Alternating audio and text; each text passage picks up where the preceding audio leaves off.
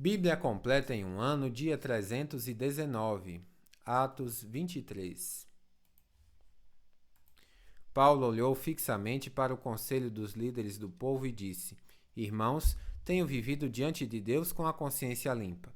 No mesmo instante, o sumo sacerdote Ananias ordenou aos que estavam perto de Paulo que lhe dessem um tapa na boca.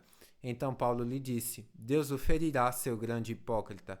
Que espécie de juiz é o Senhor, desrespeitando a lei ao mandar-me agredir dessa forma? Os que estavam perto de Paulo lhe disseram: Você ousa insultar o sumo sacerdote de Deus? Irmãos, não sabia que ele era sumo sacerdote, respondeu Paulo, pois as Escrituras dizem: Não fale mal de suas autoridades.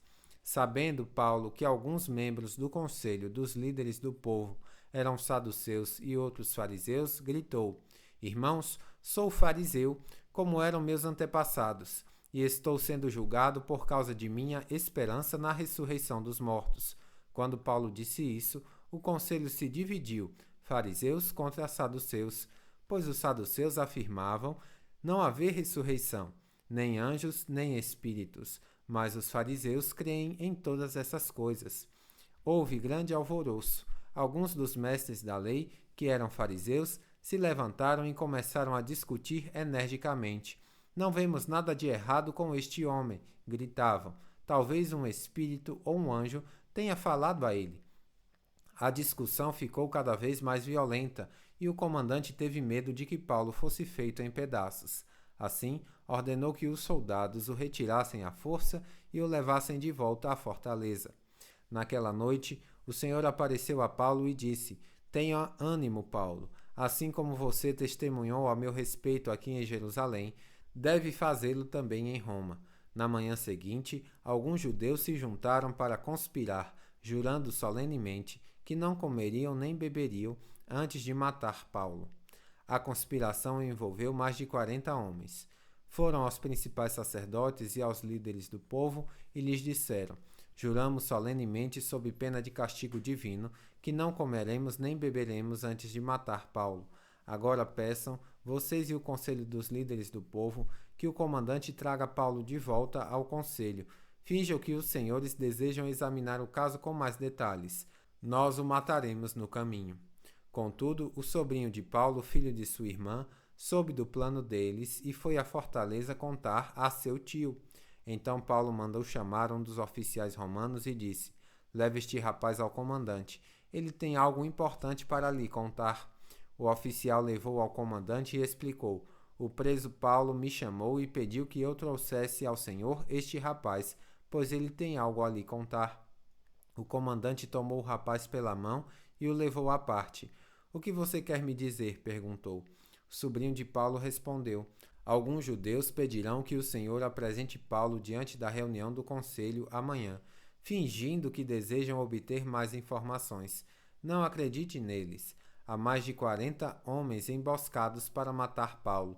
Juraram solenemente, sob pena de castigo divino, que não comeriam nem beberiam antes de matá-lo. Estão de prontidão, apenas esperando sua permissão. O comandante despediu o rapaz e o advertiu: Não deixe ninguém saber que você me contou isso. Então o comandante chamou 2 de seus oficiais e ordenou: Preparem 200 soldados para partir a Cesareia hoje às 9 da noite. Levem também 200 lanceiros e 70 soldados a cavalo. Providenciem um cavalo para Paulo e levem-no em segurança ao governador Félix. Em seguida, escreveu a seguinte carta ao governador: De Cláudio Lisias ao excelentíssimo governador Félix, saudações.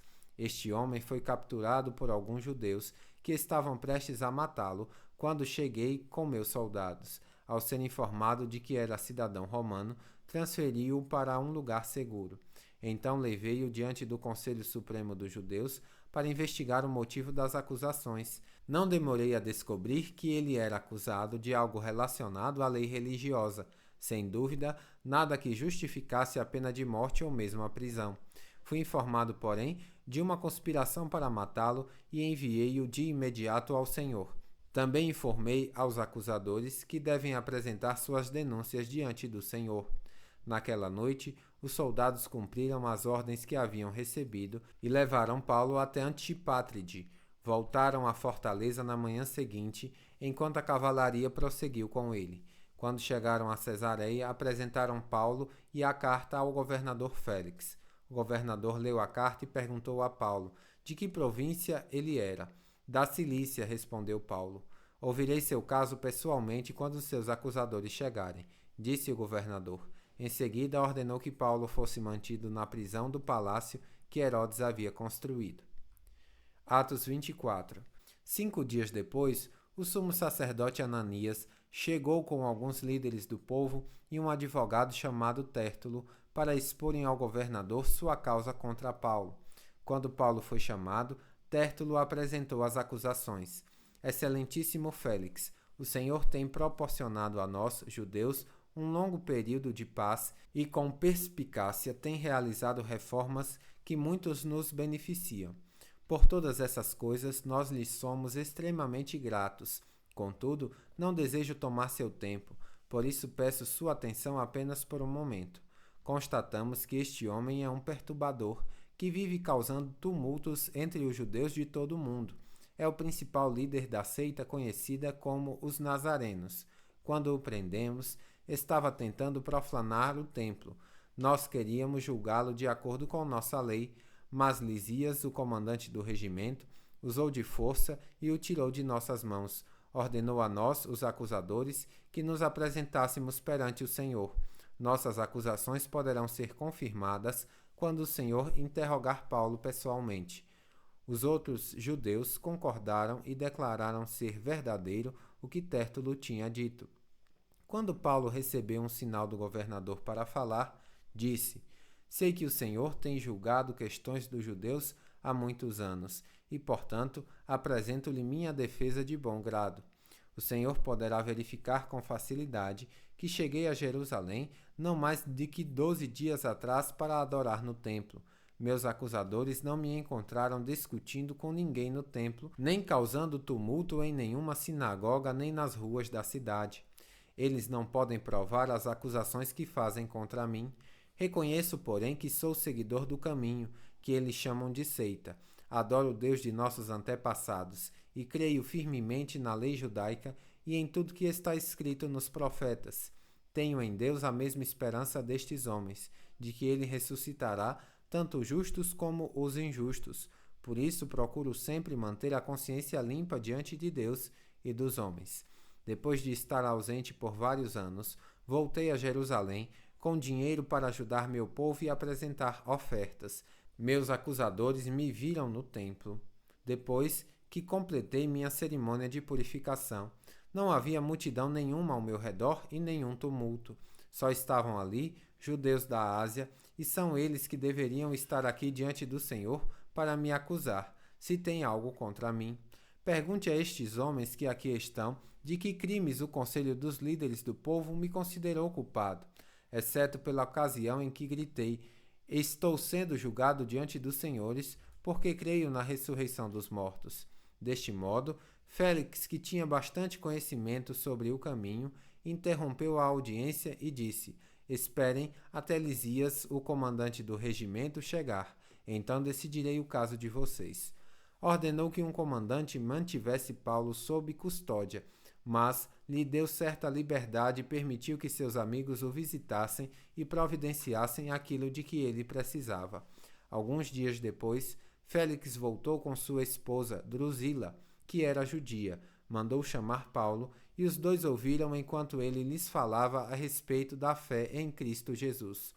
Quando Paulo passou a falar da justiça divina, do domínio próprio e do dia do juízo que estava por vir, Félix teve medo e disse: Pode ir, por enquanto. Quando for mais conveniente, mandarei chamá-lo outra vez. Félix também esperava que Paulo lhe oferecesse dinheiro, de modo que mandava buscá-lo com frequência e conversava com ele. Assim se passaram 2 anos, e Félix foi sucedido por Pórcio Festo. E uma vez que Félix desejava obter a simpatia dos judeus, manteve Paulo na prisão.